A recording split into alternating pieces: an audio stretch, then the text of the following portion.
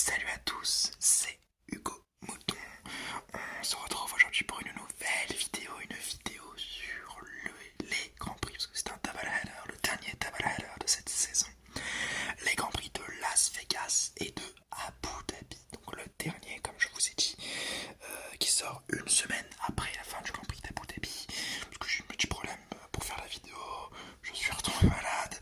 Et surtout, c'est un peu compliqué de faire la vidéo le soir même des Grands Prix, parce que ça me demande beaucoup de logistique et d'organisation que j'ai pas du tout. Pas encore en tout cas. Mais en tout cas, on va faire cette petite vidéo la semaine prochaine. Normalement, il y aura le débrief de la saison pour que j'essaye ensuite d'occuper ma fin d'année avec vous jusqu'au retour de la Formule 1 dans 3 mois de la meilleure façon possible. Je vais essayer de vous faire des rétros, des analyses, comme j'avais pu faire sur les voitures, ce genre de choses. Et bon, voilà, j'essaie de vous faire plaisir. En tout cas, c'est tout ce que je souhaite. Et j'espère déjà que cette saison avec moi vous aura plu. Mais ça, on en reparlera dans le débrief de la saison qu'on fera donc la semaine prochaine. Commençons directement avec le Grand Prix de Las Vegas. 21e Grand Prix de la saison, premier de l'histoire à Las Vegas. Alors, il y avait déjà eu un Grand Prix sur le circuit, surtout sur le parking du César Palace en 81 et 82, qui était déjà à Las Vegas, mais bon, ce n'était pas sur la même piste qu'on a actuellement. Donc voilà, on va rouler à Las Vegas, donc devant la rue, devant le strip. Ça va être plutôt cool niveau visuel. Avant le Grand Prix, de très belles livrées pour AlphaTauri, Ferrari et Williams, tandis que Lance Stroll prendra 5 places de pénalité pour un changement, je crois, de boîte de vitesse. Les free practice en FP1, la FP1 n'a pas lieu, ou du moins elle n'a que très peu lieu, puisqu'une plaque d'égout aspirée par l'effet de sol explose le fond plat de Sainz, qui va donc annuler cette FP1 pour que toutes les plaques d'égout soient bien remises. Ocon aussi est victime d'une aspiration qui casse un peu le pas de sa monoplace, mais c'est pas aussi grave que Sainz, qui devra changer beaucoup d'éléments de sa voiture et qui prendra donc 10 places de pénalité que la FIA ne voudra pas lui enlever parce que c'est leur faute si ça s'est arrivé, mais ils ne le veulent pas. Et donc bon, malheureusement pour Sainz, c'est 10 places de pénalité qu'il attend dimanche et une bataille au championnat du monde qui risque d'être compliquée. La FP2 sera elle un petit peu plus longue, 1h30, et durant cette FP2 donc Ferrari domine premier pour Leclerc, meilleur temps, et le virage 12 est assez piégeux. En FP3, les pneus se dégradent beaucoup plus vite qu'attendu et juste avant la fin de la session, Albon casse sa roue arrière gauche et provoque un red flag. Russell est lui le plus rapide de cette FP3. Les qualifications en Q1, la session est assez calme et elle élimine Tsunoda, Piastri, Joe Ocon et Norris. Les McLaren ont beaucoup de mal et les Ferrari verrouillent les meilleurs temps. Lors du dernier passage, Verstappen et Ocon se sont gênés lors de l'impulsion finale. C'est ce qui a en partie éliminé Ocon, qui s'en plaint beaucoup à la radio, mais on le sait déjà, ces deux-là ne s'aiment pas du tout. En Q2, le timing est mauvais pour Perez et il sort de cette Q2 avec Ricciardo, Stroll, Hülkenberg et Hamilton. Sargent, Bottas, Magnussen et Albon sont en Q3. Le circuit de Las Vegas nous réserve beaucoup de surprises. En Q3, justement, au premier passage, Leclerc prend la pole provisoire et au second passage, il améliore de 3 dixièmes. Puis Sainz et Verstappen n'améliorent pas et la pole position revient au Monégasque, tandis que Gasly est 5e. La grille de départ, Leclerc partira en première place, suivi en première ligne par Verstappen. Russell sera 3e, Gasly 4e, Albon 5e, Sargent 6e, Bottas 7e, Magnussen 8e, Alonso 9e, Hamilton 10e, Perez 11e, Sainz 12e avec 10 places de pénalité, Hülkenberg 13e, Ricciardo 14e, Norris 15e, Ocon 16e, Joe 17e, Piastri 18e, Stroll 19e avec 5 places de pénalité et Tsunoda 20e, bon dernier. La course. Un bon départ de Verstappen qui emmène Leclerc au large en dehors de la piste et qui le passe à la réaccélération. Alors que derrière, Alonso et Bottas se percutent et Alonso spin et Bottas se voit un petit peu dérangé. Il ne peut plus avancer. Avec aussi également un énorme envol de Tsunoda qui partait 20ème et qui est déjà P12. Tour de la la virtual safety car est déclenchée, Perez et Alonso ainsi que Bottas s'arrêtent pour changer de pneus et d'aileron, alors que les commissaires nettoient les débris du Finlandais et de l'Espagnol.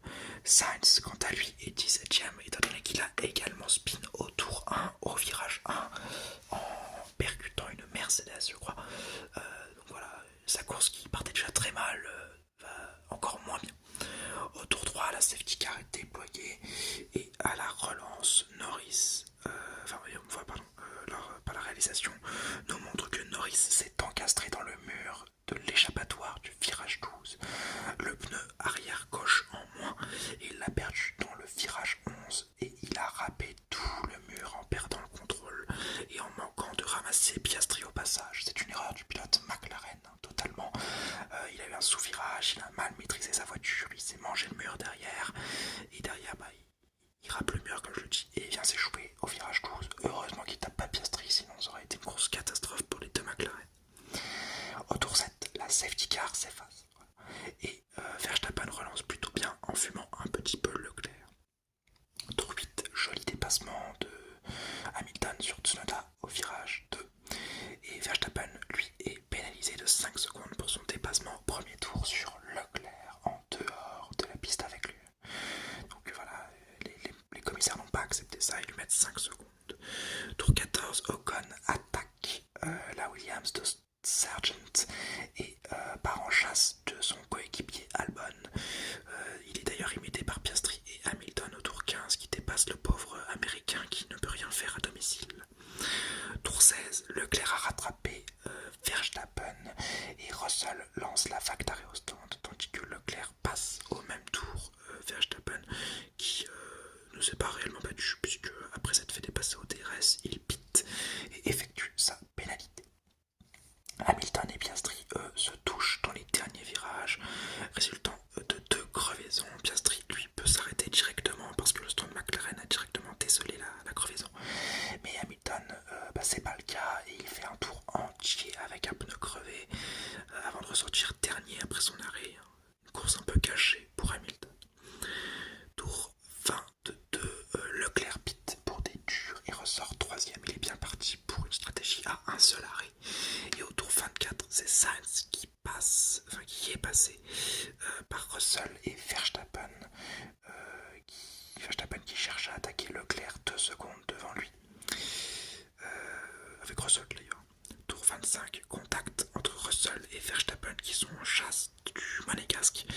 Et les side spots, il y a des bouts d'aileron sur la piste et les side spots de Russell sont très touchés. C'est assez dommage parce que le dépassement était un peu trop opportuniste et surtout un petit peu trop ambitieux de la part de Verstappen, mais Russell le tourne sûrement aussi un petit peu trop. Donc la safety car est déployée à cause de ces débris, ce qui permet à Perez de s'arrêter et de ressortir 2ème. Énormément de pilotes s'arrêtent d'ailleurs. Et à la relance de la safety car, Leclerc est premier devant Perez, Gasly et Verstappen qui est 5ème. Sans avoir changé d'aileron d'ailleurs, il s'est arrêté, il a un peu cassé son aileron, mais il n'a pas fait changer l'aileron. Au tour 29, la safety car s'est effacée et c'est Leclerc qui relance à son tour assez bien, alors que Russell est sanctionné de 5 secondes pour son accrochage avec Verstappen. Pour moi c'est un fait de course un peu, mais bon, je peux comprendre la pénalité. Piastri lui plonge et passe Gasly à la relance, tandis qu'au tour 32, Perez passe Leclerc pour la P1 au DRS, alors que Piastri se fait directement assez pressant sur le monégasque. Mais Verstappen passe Piastri au tour 34 et derrière Gasly et Ocon se bataillent pour la P5, une bataille remportée par Ocon. Tour 35, Leclerc repasse sur Perez au DRS et Verstappen fait la même chose au tour 36 sur son coéquipier, puis passe au tour 37 malgré un freinage hyper tardif de Leclerc, il s'empare de la première place. Tour 41, Leclerc est sorti de la zone du DRS du néerlandais, puis au tour 43, Leclerc se rate au virage 12 et Perez le passe. Il se dirige vers un doublé Red Bull en perspective, tandis que Piastri, lui, s'arrête au tour 44 et ressort 11ème, sans beaucoup de raisons, puisque il avait fait sa stratégie. J'ai pas réellement compris pourquoi il s'était arrêté une deuxième fois, surtout que là ça le met dans la merde, il était 4ème, là il ressort 11ème.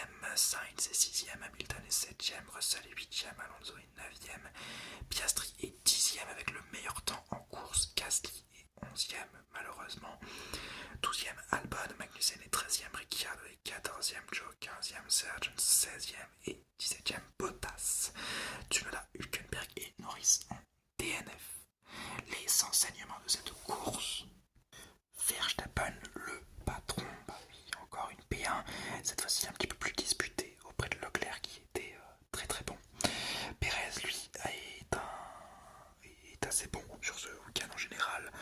Malgré le fait qu'il ait été piégé en qualification, il a bien remonté.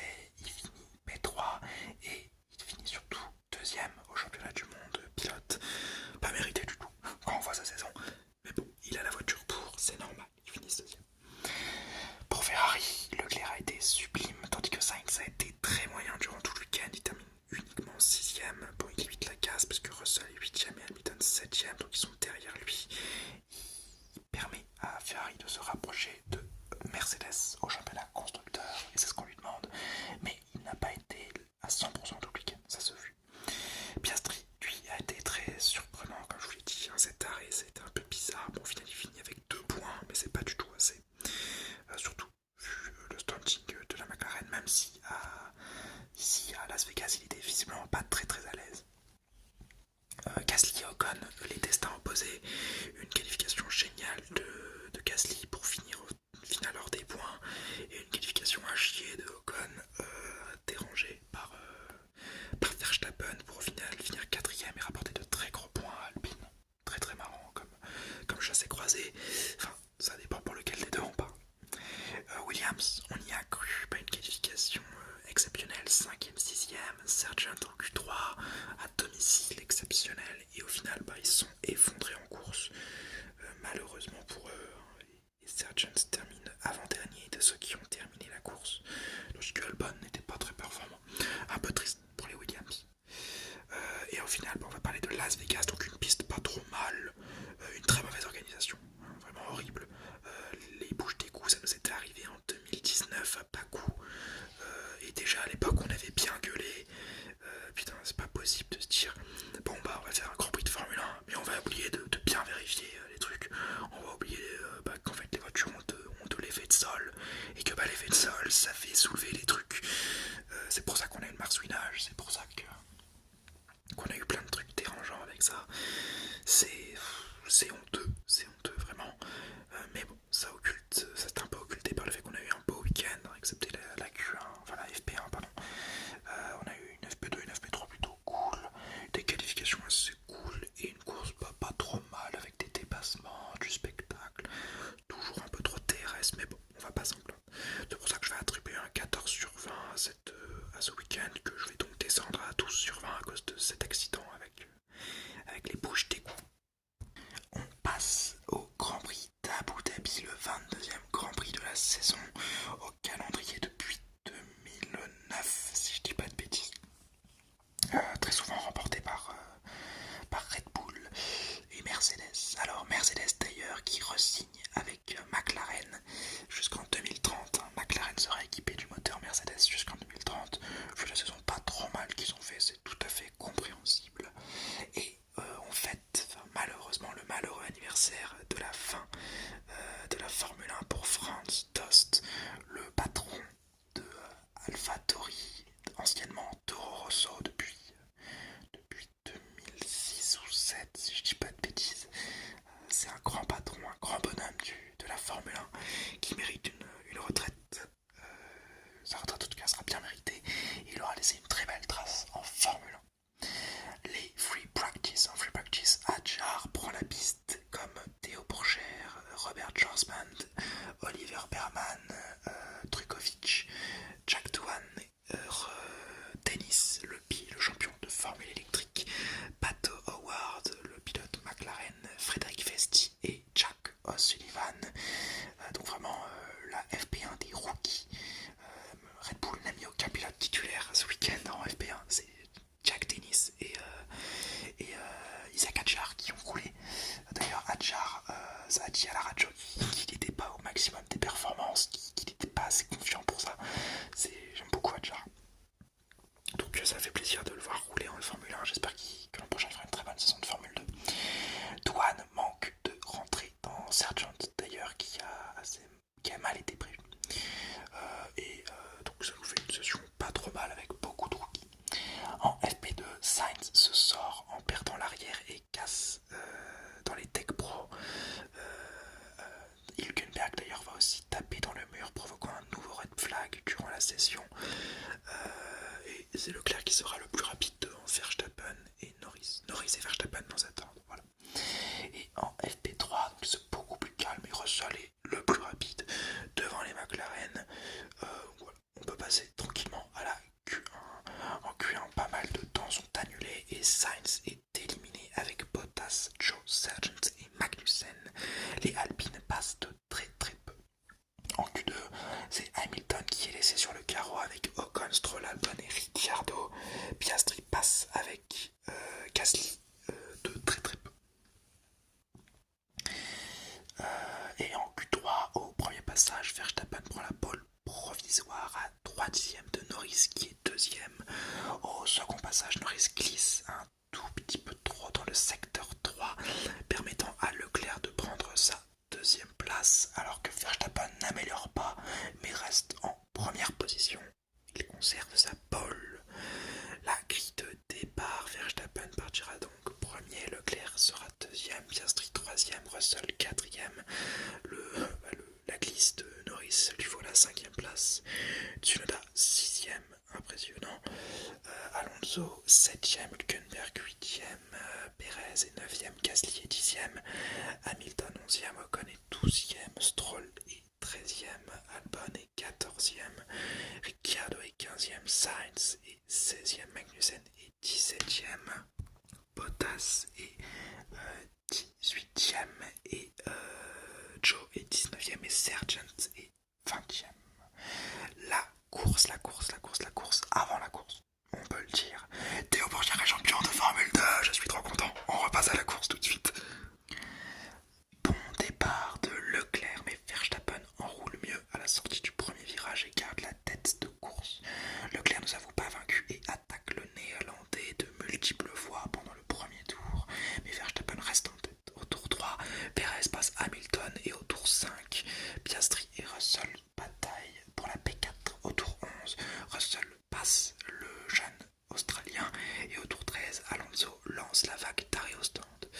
Norris, lui, va s'arrêter au tour 15, mais l'arrêt est mauvais et Russell le passe dans les stands pour la P3 virtuelle.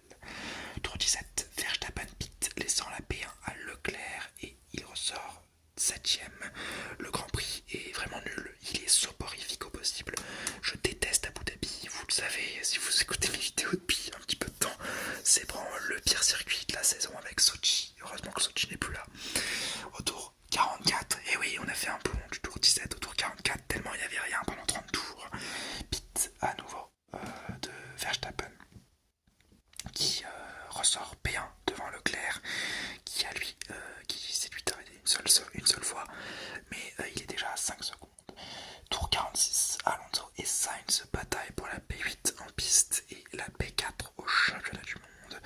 Perez et Norris sont en bataille eux aussi et Perez, dans un excès d'engagement, percute le Britannique. Il sera pénalisé de 5 secondes, assez discutable, puisque Norris, il tourne peut-être un peu trop sur Perez, mais je pense que c'était quand même assez justifié, puisque vraiment, Perez, il est un peu trop engagé sur ce dépêchement.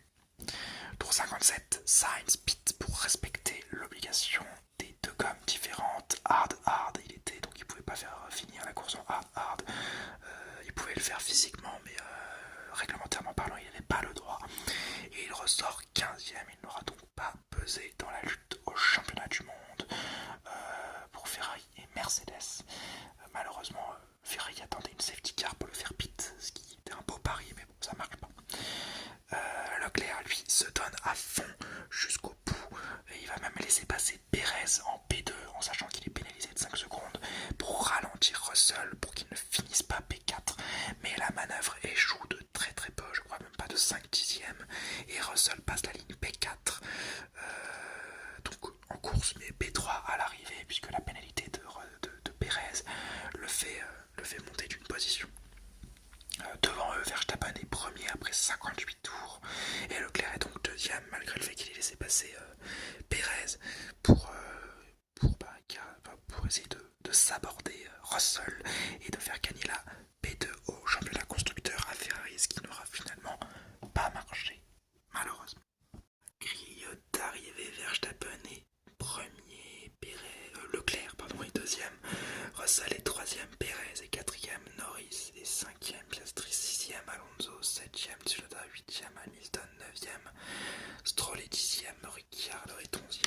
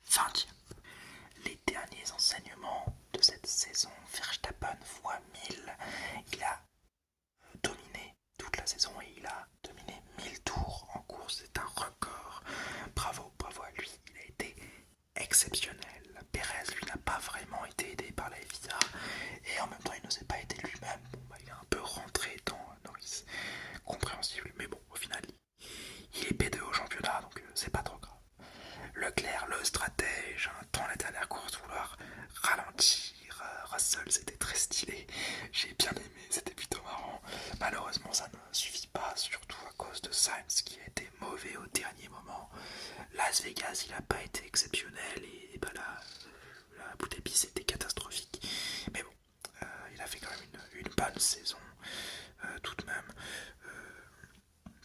Même si je crois qu'il finit que P6 ou P7 au championnat du monde. Au championnat du monde pilote, alors qu'il était P4 à l'entame du week-end. Très très dommage. Mercedes ont été plutôt moyens toute la saison, mais alors là, Abu Dhabi encore plus. Et pourtant, il décroche la deuxième place au championnat du monde, comme quoi. Alonso, lui, est P4 au championnat du monde, pilote ex aequo avec Norris, mais c'est lui qui prend la P4, je crois.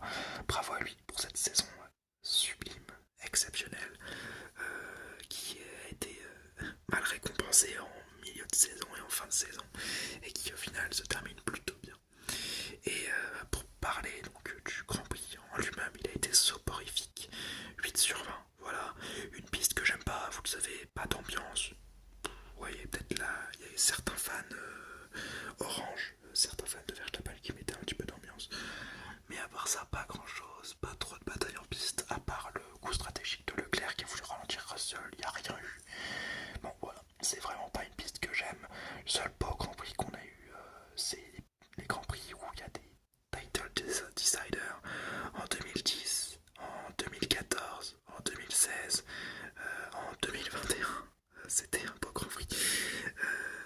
Mais bon, dès qu'il n'y a plus d'enjeu, ça devient un Grand Prix des plus soporifiques. Et c'est ce qu'on a eu là, un Grand Prix à chier qui termine mal une saison qui a été... en fait, ce Grand Prix a été à l'image de cette saison. On savait qui allait gagner. On savait comment ça allait se passer. Et au-delà de la P1, on savait pas. Et c'est ce qui nous a un peu excités. Mais au final, on est déçus parce que c'est toujours les mêmes. Mais bon, c'est pas grave.